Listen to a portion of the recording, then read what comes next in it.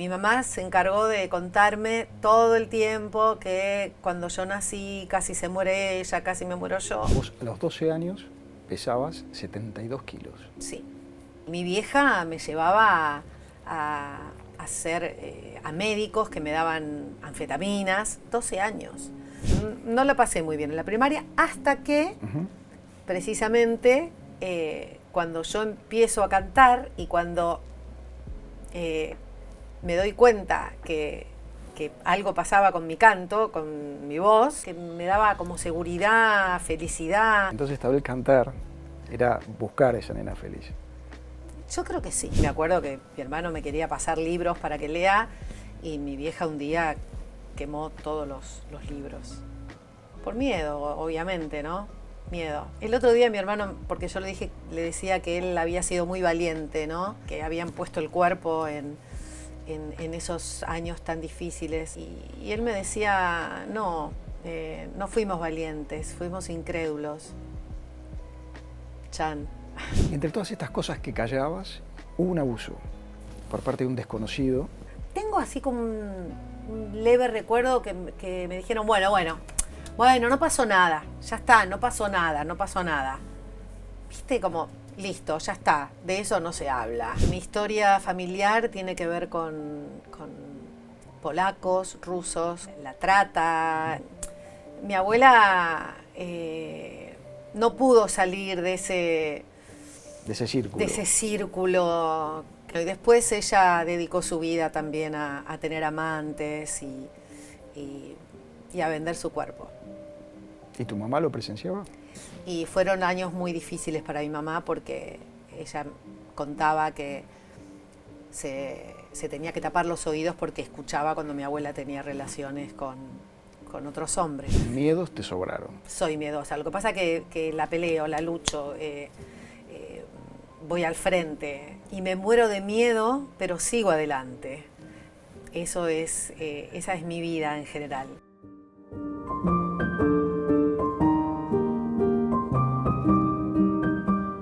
Cuando me enteré de la edición de tus memorias, lo primero que pensé fue, ¿por qué a esta altura de la soirée Julia quiere compartir tanto secreto personal?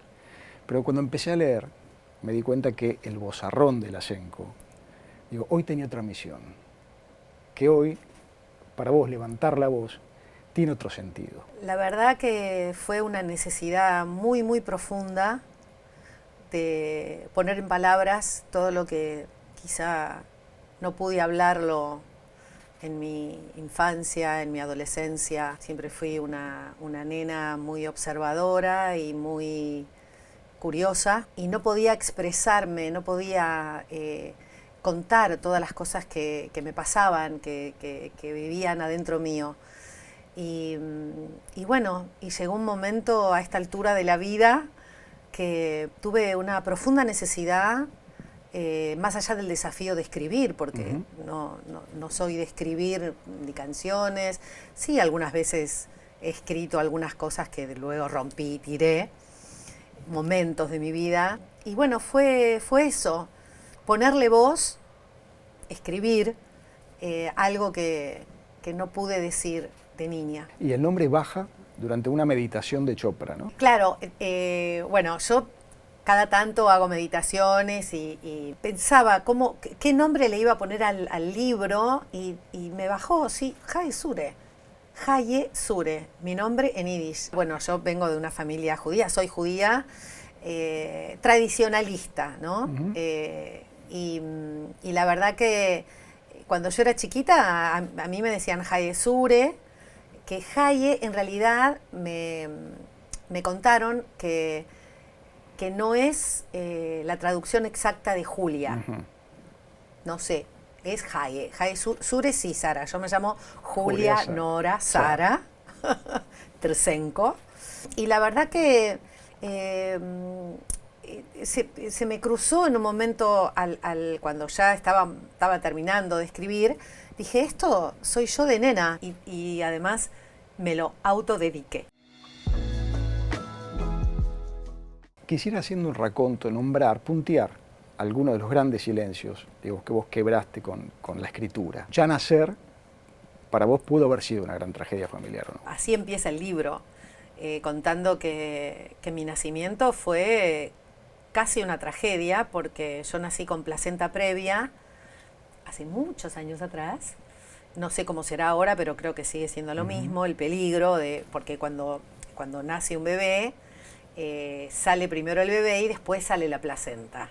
Entonces, en mi caso, a mi mamá primero le salió la placenta, eso produce hemorragias, y mi mamá se encargó de contarme todo el tiempo que cuando yo nací casi se muere ella, casi me muero yo, con un nacimiento bastante difícil, y estuve en incubadora, y bueno, y recuerdo que cuando yo pudimos salir del hospital, del sanatorio con mi mamá, se hizo una gran fiesta festejando la vida, y que yo pude sobrevivir, que las dos. Que las dos. Después, con muchos años de terapia, yo tengo 2 hijas, ¿no? Y las 2 nacieron por cesárea. No pude parir, no pude tener un parto natural, digamos, ¿no? Tengo la sensación de que a mí esa imagen de ese parto con tanta dificultad de mi mamá, a veces creo que hizo que no se pueda expandir ese espacio donde el bebé tiene que salir. Y bueno, por eso tuve cesárea. Pero eso es una interpretación mía de psicóloga frustrada, y me hubiese encantado seguir psicología. Esta chiquita estaba atribulada por el bullying escolar y una apariencia que padecía. Vos a los 12 años pesabas 72 kilos. Sí. Y la verdad que la pasaba mal, porque llegué a la conclusión que yo me comía todo lo que no podía expresar, ¿no? Y mi vieja me llevaba a médicos que me daban anfetaminas, 12 años, o a hacerme masajes. Eso también, toda esa parte la cuento en el libro, porque recuerdo los masajes violentos, la cinta vibratoria que me ponían en la cola para bajar la cola, y eso no hacía bien a una niña, claro, una niña tan chica. Y la verdad que fue difícil. También cuento que no sé, tengo un hermano mayor y así me cargaba, estaba celoso, él me lleva 6 años, estaba celoso, entonces me cargaba con cosas mías de mi cuerpo. Las orejas. Las orejas, la nariz, pero bueno, Juan, después de muchos años me confesó que estaba hiper recontra celoso. ¿Te acompañó mucho tiempo esa sensación de inseguridad? Porque te operás la nariz a los 60 recién. Sí. ¿Por qué? Porque yo veía que a medida que pasan los años, siempre decía, bueno, sacame, cuando ya estaba en el ambiente artístico, en las fotos, en la tele, bueno, mi mejor perfil es el izquierdo, bueno. Entonces empecé a hincharme de eso, del perfil, de la punta que se bajaba, y a medida que pasaban los años, sentía que se bajaba más la punta, pero eso pasa. A mí me dijeron que la nariz sigue creciendo. Sí. Entonces yo tenía un amigo que ya no está más, que partió, un cirujano amigo, que me dijo, yo te puedo hacer un retoquecito, no, tenía miedo que me perjudique la voz también. Y bueno, hasta que un día dije, bueno, dale. Y me gusta porque lo hizo tan bien Andrés Galfrascoli, que un amigo querido que partió en el derrumbe del edificio ahí en Miami junto con su marido y su hijita Sophie de 5 años. La gente no se da cuenta que yo me operé la nariz. Yo me quiero ahora. Pero costó. Pero me costó, sí. No sé si llega a ser martirio, pero no la pasaba bien. Porque yo era muy para adentro, muy tímida. Y además empecé a ir a una escuela primaria. Nosotros vivíamos en Devoto, y la escuela primaria, la escuela quedaba en el 11. Y recordemos entonces, el nombre. Alberto Einstein, que Felipe Piña fue también a ese colegio. Y el tema era que yo iba en micro, me levantaba muy temprano, iba en micro, volvía en micro, y no tenía eso de, bueno, vienen alguna amiguita, algún amiguito a mi casa para estudiar o para jugar. Yo estaba con una vida muy solitaria, me cargaban por eso. no la pasé muy bien en la primaria, hasta que, precisamente, cuando yo empiezo a cantar y cuando me doy cuenta que algo pasaba con mi canto, con mi voz. Eso fue en séptimo grado. Exacto, a Era los 12 años. Una fiesta escolar. Sí, cuando en mis compañeros y mis compañeras de colegio dijeron, ah, no, porque Julia es la que mejor canta, dije, ¿cómo yo soy la que mejor canto? ¿Qué es esto? Te habían visto. Ahí ya en mí ya empezó algo a generarse, algo que vino conmigo y que tenía que ver con esta felicidad al cantar y al ver que me miraban o que me prestaban atención o que me halagaban. Bueno, y ahí se ve que cuando llegué a casa le conté a mi mamá y mi vieja inmediatamente me buscó una maestra de canto y me llevó a estudiar canto. Gracias, mami. Y igual ahí tuviste la duda si estabas complaciendo el deseo de tu vieja o si realmente era lo que vos querías. Eso lo fui pensando cuando pasaron los años y entré en este medio artístico y sentir que no me gustan los lugares con mucha gente, que iba que, viste, me gustaba el canto como un juego. No sé, por eso te digo, nunca lo soñé como profesión. Para mí cantar y jugar con el micrófono frente al espejo de chiquita... Que contemos que eso que tenés en la mano era realmente tu micrófono. Era mi micrófono, que era desde el Winkofon, que es la parte de adentro donde iban los discos con agujero grande. Entonces yo cantaba frente al espejo chiquitita y jugaba a eso y me divertía un montón. Entonces a los 6 años... en la fiesta del bar mitzvah de mi hermano, canté, había unos músicos ahí haciendo música en la fiesta, y canté, pero para mí era un juego, yo no me daba cuenta que a todos les gustaba como yo cantaba. Yo lo hacía porque me hacía bien, sentía que el cantar algo pasaba dentro mío que me daba como seguridad, felicidad. Y hay algo muy lindo que decís, a propósito de tu micrófono, es que vos en el espejo, cantando, veías a una chica feliz. Claro, yo me gustaba mucho lo que veía en el espejo. Entonces tal vez cantar era buscar a esa nena feliz. Yo creo que sí. Juan te mutiló una tortuga, pero también te adentró en el mundo de la música. Te hizo apasionada por los discos, ¿no? Y te acercó otra lectura que te abrió un poco la cabeza. Mi hermano fue un referente para mí en todo sentido. Actor, militante, deportista, bello. Era como mi ídolo. Tengo la certeza que tiene que ver, más allá de que mis viejos amaban el teatro y el cine y mirábamos películas en la televisión, de películas musicales, viste, argentinas o extranjeras, pero había mucha música en mi casa, pero mi hermano fue alguien que, sin quererlo, me guió por este camino del arte. Y él te contó la dictadura, él te contaba qué estaba pasando. Sí, claro, él quería hablar conmigo en la época, de la dictadura cívico-militar, pero mi vieja decía no, a ella no, y me acuerdo que mi hermano me quería pasar libros para que lea, y mi vieja un día quemó todos los libros. Por miedo, obviamente, ¿no?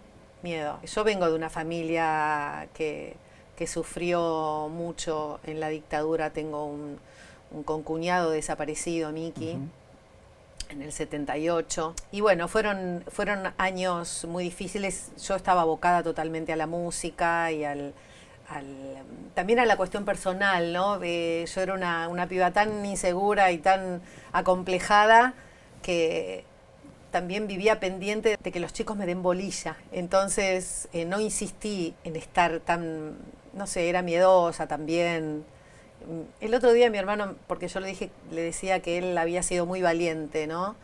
Él, mi cuñada, Miki, muy valiente, que habían puesto el cuerpo en esos años tan difíciles. Y él me decía, no fuimos valientes, fuimos incrédulos. Chan. entre todas estas cosas que callabas y que te hacían engordar, ¿no? Que es la mirada que hoy tenés Sí. sobre todos esos silencios, hubo un abuso por parte de un desconocido en un ascensor. Eras muy chiquita, 8 años. Digo, y más allá de los detalles, viviste con la incertidumbre de ¿me lo olvidé o me lo hicieron olvidar? Sí, a mí me cuesta mucho hablar de este tema porque me costó ya escribirlo, porque fue una situación muy estresante y es como volver a recordar ese momento y la verdad que me produce algo, angustia sí. Es verdad, lo que vos me decís es así. Yo estaba, bueno, en el libro dice, estaba en la casa de mi abuela, ¿no? Y yo no recuerdo exactamente qué es lo que me dijeron. Tengo así como un leve recuerdo que me dijeron, bueno, no pasó nada, ya está, no pasó nada. Viste, como, listo, ya está, de eso no se habla. Enfatizás en el libro, lo decís varias veces, que viviste en una casa con doble moral, en una familia con doble moral. Es así, porque mi historia familiar tiene que ver con polacos, rusos y con temas que tienen que ver con la trata. No sé si habrás leído La Polaca, el libro, que cuenta un poco la historia de aquellos hombres que venían con niñas, adolescentes, la famosa polaquita, ¿no? Que venían a la Argentina. Engañadas. Sí, engañadas, como que se iban a casar y que iba a estar todo bien. Bueno, es un libro que inspiró también a Adrián Suar a hacer ATAB. ATAB, ¿no? exactamente. Claro, exacto. Bueno, esa es un poquito la historia de mis abuelos, mis abuelas, especialmente mi abuela materna. Y yo hablo de la doble moral porque, por ejemplo, mi abuelo biológico, que yo me enteré que era mi abuelo biológico a los 10, 12 años más o menos, vivía en Brasil y tenía una barbería y un cabaret. Y me acuerdo viajar a Brasil a visitar a ese que para mí era un tío, hasta que me enteré que era mi abuelo, con mi mamá y mi hermano. Y yo iba al cabaret y estaba ahí, pero después pensaba, mi mamá cuando una vuelta que yo ya era grande, tenía como 18 años y llegué un día a las 8 de la mañana y mi vieja con un cinturón colgado que me castigó por llegar de día. ¿Qué iba a decir la gente? ¿Qué iba a decir la gente de una chica decente que llega a las 8 de la mañana? Y muchos secretos y mentiras porque me fui enterando a medida que pasaron los años de la verdadera historia familiar. A mí Jane se me hizo tu abuela materna, Sí. tu abuela la flaca. Sí. Que a diferencia de Aida, que vivía en un conventillo, tu abuela Jane tenía cierto privilegio. Vivía en un departamento muy lujoso, vos lo contás, digamos, que a tus ojos, como de mucho lujo. Se vestía bien, olía Chanel número 5. Sí. Ese recuerdo de la abuela flaca. Y la abuela flaca a mí se me hizo el personaje favorito, Jane. Porque es realmente un personaje de película. Es un personaje de película y ella tenía mucha influencia en mi casa. Muchísima influencia. Tiene una historia muy cruel, muy dura. La hizo crecer y pasar los años. Se transformó en una mujer muy dura porque tuvo una infancia muy dolorosa, una vida muy dolorosa. Jane era hija de Paulina. Sí. Paulina era una prostituta polaca atrapada en una red, salvada por Simón. Sí. Simón y Paulina se enamoran, él la rescata de esa trata. Paulina ya tenía a Jane, ¿no? Que era chiquita. Sí. Paulina y Simón, decime si lo estoy diciendo bien. Estás perfecto lo que estás contando. Paulina y Simón escapan de Europa, llegan a Montevideo. Este Simón la saca del prostíbulo a Paulina y se lleva a Paulina, que se enamora de ella, y a su niña, Ana, Jane. Tu abuela. Mi abuela. Cuando se van de ahí del prostíbulo, no sé a dónde se van, Paulina se enferma y muere. Entonces, los amigos de Simón, amigos turbios, turbios, ¿no? Le dicen, bueno, hacé tu mujer a Jane. Y Jane tenía 13, 14 años. Su hijastra. Claro. Y entonces deciden venir, no decide, Simón viene para la Argentina, por eso yo siempre cuento que no está confirmado totalmente, pero yo creo que Simón era parte de la Tzvi-Migdal, La red. una red. Entonces, vienen para la Argentina con Ana, con Jane queda embarazada, y el barco para en Montevideo, en Montevideo porque hacía una escala en Montevideo para después venir a la Argentina. Y en Montevideo nace mi mamá. Así que Jane fue madre a los 16 años, se llevaban 15, 16 años, vinieron para la Argentina y pararon en Avellaneda. Pero este señor Simón Sí. es el que vos visitabas en Brasil. Cuando yo nací, mi abuela estaba con David, con mi abuelo adorado, por más que no sea biológico, mi abuelo biológico era mi abuelo, David. Y después me fui enterando que el tío ese que íbamos a Brasil a conocer era mi abuelo biológico, Simón. Simón. Pero también te vas enterando que el lujo que había en el departamento de tu abuela. Claro, mi abuela, claro, porque mi abuela no pudo salir de ese círculo con el que se crió y fue tomada por el papá de mi mamá medio como a la fuerza, como nunca estuvo enamorada de Simón y bueno, y después ella dedicó su vida también a tener amantes y a vender su cuerpo. ¿Y tu mamá lo presenciaba? Y mi vieja, ellos se separaron cuando mi mamá tenía 4 años y mi mamá fue a vivir a la casa de otra persona. Y mi abuela Ana un día la rescató a mi mamá y se la llevó a vivir ya cuando tenía 15, 16 años. Y fueron años muy difíciles para mi mamá porque ella contaba que se tenía que tapar los oídos porque escuchaba cuando mi abuela tenía relaciones con otros hombres. ¿Y cómo era el vínculo con tu mamá? Con mi mamá era todo raro, porque mi vieja era muy cariñosa, pero que cuando se enojaba era bravísima. Tengo unos recuerdos hermosos cuando me acariciaba o yo ponía... me acuerdo que en Yiddish me decía leigis kepale, ¿no? Como apoyar la cabeza acá, entonces me hacía dormir, ponele, o cuando yo me sentía mal, me hacía poner mi cabeza en su falda y me acariciaba o me hacía cosquillitas en la espalda.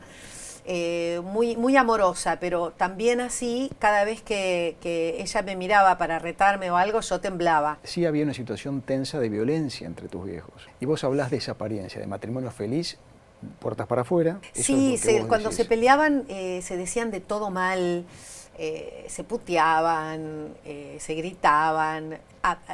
Hubo una escena que a mí me traumatizó bastante, que casi llegó al golpe pero bueno, una apretada contra la pared a mi vieja porque se había mandado una macana.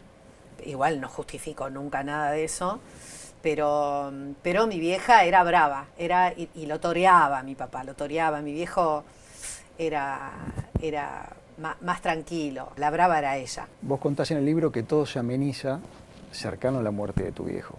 Sí, cuando mi viejo empezó a estar enfermo, primero con infarto, después con cáncer, y mi viejo tuvo un cambio de vida total después del infarto, empezó a ser un poco más cariñoso también.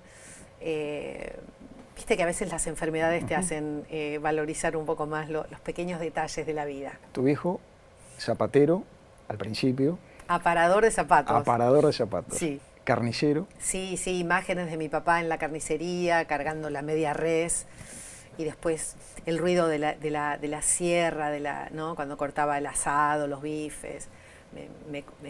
Me cortaba con esos cuchillos filosos la morcilla cruda. Ay, se me hace agua la boca en este momento. Pero lindos recuerdos. Yo a veces iba con él de chiquita a la carnicería para estar con él. Y lo marcas en el libro como algo muy una situación de quiebre la muerte de tu viejo, importante para vos, o por lo menos así se interpreta. Sí, él partió un día 12 de octubre del 2000, y, y la verdad que yo tuve los últimos años muy cerca de él, y decidí que el número 12, el día 12, y más el 12 de octubre, que sería como un aniversario de su partida, no sea una fecha bajón, triste, dramática, sino todo lo contrario, de pensar en él, recordar. El día 12 para mí pasó a ser, para mí, para mis hijas, un día de suerte. Siempre los días 12, siempre no, pero la mayoría de los días 12 suceden cosas lindas y mágicas, como la propuesta de un laburo, como estar en un, no sé, ir a un camarín y que sea el camarín número 12, esas cosas. Soy de Escorpio y la cosa esotérica viene conmigo desde toda la vida. Bueno, vos planteás tu carrera artística como un cicatrizante en algún punto. Yo en alguna época de mi vida fui devota, entre comillas, de Sai Baba. Digo entre comillas porque nunca dejé de comer carne. Y aparentemente los devotos de Sai Baba no podían comer carne. Pero lo leí una vez como que el canto era curativo. Él decía en uno de sus libros que el canto era curativo, que hacía bien, y a mí me hizo muy bien. Encontré en ese canal, ¿no?, de poder cantar, y más allá de cantar para vender discos o para una profesión, como terapia, ¿no? Y hice un espectáculo con canciones de Marilena Walsh que se llamaba El remedio es cantar. ¿Qué pasó con Sai Baba? ¿Te desilusionó? Yo estaba siempre con una medallita. No me desilusionó, pero fue como, yo tenía una medallita colgando y había quedado embarazada de Elis, de mi segunda hija, y rompí bolsa, y nació 7 Mesina, y tuvimos así como un poquito de dificultades con el nacimiento de Elis, y yo me enojé, dije, ¿cómo? Pero igual tengo en mi monedero, tengo una foto de Sai Baba. No soy devota de Sai Baba, pero me acuerdo que cuando yo me separé de mi primer marido, del papá de Laura, mi primera hija, yo entré en un bajón tremendo, y me fui a un lugar para hacer yoga, ¿no? Me decían, bueno, anda a hacer yoga. Y entré a un lugar donde había una foto de una persona que para mí era o Pablo Milanés o el Negro Rada. Y dije, ¡ay, qué lindo! Claro, y era familiar en algún punto. Claro, era familiar, y era un templo, era un lugar donde era templo de Sai Baba. Y bueno, y ahí empecé a asistir, pero viste que es igual. Y bueno, me enganché ahí, entonces había gente que me recomendó libros, y empecé a leer, y bueno, yo necesité, más allá de empezar terapia en esa época, necesité aferrarme a algo para tranquilizarme, y ser madre de una nena de 1 año sola era difícil, pero bueno, ahí está. Sos de buscar caminos, porque empezamos hablando de Chopra. Sí, bueno, porque me gusta curiosear, me gusta investigar, hago apertura de registros akáshicos, hice en una época biodecodificación, soy curiosa y me gusta, pero no me detengo. Mira, estamos hablando de esto, y recuerdo cuando empecé a cantar tangos, y Rubén Juárez me dijo, bienvenida al tango, como que me iba a quedar instalada en el tango, y no, me gusta el tango, me gusta la música brasilera, me gusta el folclore, me gusta la balada, me gusta el rock, no me quedo instalada en ningún lado, ¿no? Y bueno, pero sí aprender. Sí, investigar, saber, conocer, eso sí. Y en términos de gestión de emociones, ¿no?, que es algo tan importante, ¿vos crees que tu tránsito por el cáncer tuvo que ver con tanto silencio tapado durante toda tu vida? ¿O no haces esa lectura? La primera vez que yo me enfermé de cáncer de mama, yo lo relaciono con que durante mucho tiempo lo relacioné con la muerte de mi mamá. Mi vieja partió en el 2015, mediados de 2015, y a mí en febrero del 2016 me operaron por primera vez de cáncer de mama. Pero unos meses antes también me había separado de una relación de 6 años, una separación muy triste, dolorosa, y después me contaron que, bueno, sí, muchas veces el cáncer viene con ayuda, una depresión, digamos, una angustia, un dolor profundo, una separación, una muerte de un familiar. Yo siempre pensé que mi primera vez, yo tuve cáncer de mama en mi mama derecha, las 2 veces, era por la muerte de mi mamá. Y haciendo biodecodificación me enteré que el tema madre es la mama izquierda y la mama derecha es por una pareja, parejo, pareja, hermano, así que creo que, bueno, también creí en un momento que la separación aquella en el 2014 fue tan fuerte que posiblemente me hayan bajado las defensas y inmediatamente después partió mi mamá. Así que puede ser eso. Sí, sí, así dicen, ¿no? Pero bueno, acá estoy y siempre con mentalidad positiva, pero sí te cambia un poco la vida. La perspectiva, seguro. Sí, sí, sí, sí. ¿Tu segunda operación fue en pandemia?